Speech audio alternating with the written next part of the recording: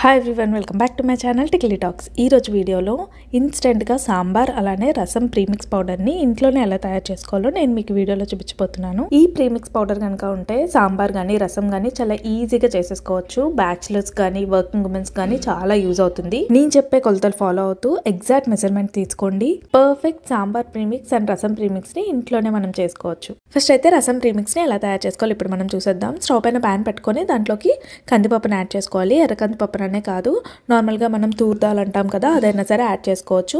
ఇలా కందిపప్పుతో పాటు కొంచెం ధనియాలు, మిరియాలు, కరివేపాకు, ఎండుమిరపకాయలు అలానే జీలకర్ర యాడ్ చేసుకొని ఒక 5 మినిట్స్ పాటు మీడియం ఫ్లేమ్లో ఫ్రై చేసుకోవాలి.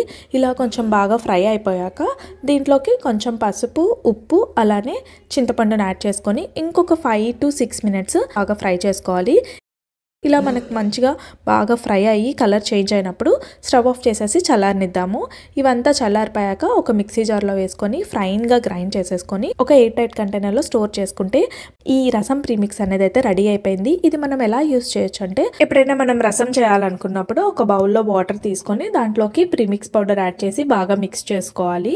ఇలా బాగా మిక్స్ చేసుకున్న దాన్ని స్టవ్ పైన పెట్టుకొని ఒక 10 మినిట్స్ బాగా బాయిల్ అయ్యాక దాంట్లోకి కొంచెం తాలింపుని యాడ్ చేసుకుంటే మనకి ఇన్స్టెంట్గా రసం అనేది అయితే రెడీ అయిపోతుంది. ఇప్పుడు మనం సాంబార్ ప్రీమిక్స్ పౌడర్ ఎలా తయారు చేసుకోవాలో చూద్దాము. ఫస్ట్ అయితే స్టవ్ పైన ప్యాన్ పెట్టుకొని దాంట్లోకి కందిపప్పుని యాడ్ చేసుకోవాలి.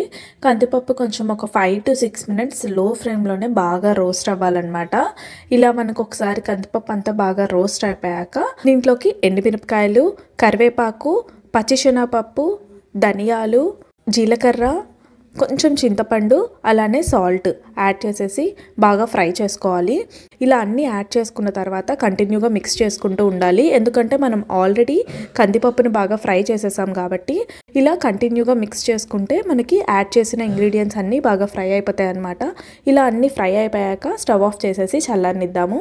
కొంచెం చల్లారాక మిక్సీ జార్లో ఫైన్గా గ్రైండ్ చేసుకోవాలి. ఇలా మొత్తం గ్రైండ్ చేసుకున్నాక మనం కావాలనుకుంటే ఇలానే ఒక ఎయిర్ టైట్ కంటైనర్లో స్టోర్ చేసుకోవచ్చు సాంబార్ ప్రీమిక్స్ అనేది. ఇంకొంచెం ఫ్లేవర్ యాడ్ అవ్వడం కోసం ఒక మిక్సింగ్ బౌల్లోకి మనం గ్రైండ్ చేసుకున్నంత తీసేసి స్టవ్ పైన ప్యాన్ పెట్టుకొని దాంట్లోకి కొంచెం ఆయిల్ యాడ్ చేసుకొని ఆయిల్ కొంచెం హీట్ అయ్యాక కొంచెం ఇంగువ, ఆవాలు, ఎండుమిరపకాయలు, కరివేపాకు వేసి బాగా ఫ్రై చేసుకున్న తర్వాత దీన్ని మనం ఆల్రెడీ గ్రైండ్ చేసుకున్న పౌడర్లోకి యాడ్ చేసేసుకొని బాగా మిక్స్ చేసుకోవాలి. లాస్ట్లో కొంచెం బెల్లం పౌడర్ యాడ్ చేసుకొని ఒకసారి బాగా మిక్స్ చేసుకున్నాక ఎయిర్ కంటైనర్లో స్టోర్ చేసుకుంటే సాంబార్ ప్రీమిక్స్ అనేది అయితే రెడీ అయిపోయింది. చూసారు కదా, చాలా ఈజీగా ఇన్స్టెంట్గా అయిపోయే ప్రీమిక్స్ పౌడర్స్.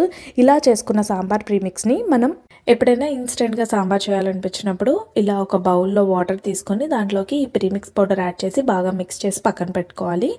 ఇప్పుడు స్టవ్ పైన ప్యాన్లో మనకు కావాల్సిన వెజిటేబుల్స్ అన్నీ బాగా ఫ్రై చేసుకున్న తర్వాత ఈ ప్రీమిక్స్ వాటర్ని దాంట్లోకి యాడ్ చేసేసి బాగా మిక్స్ చేసుకొని ఒక 10 to 15 మినిట్స్ బాగా బాయిల్ అవ్వనిస్తే మనకి ఇన్స్టెంట్గా సాంబార్ అయితే రెడీ అయిపోతుంది.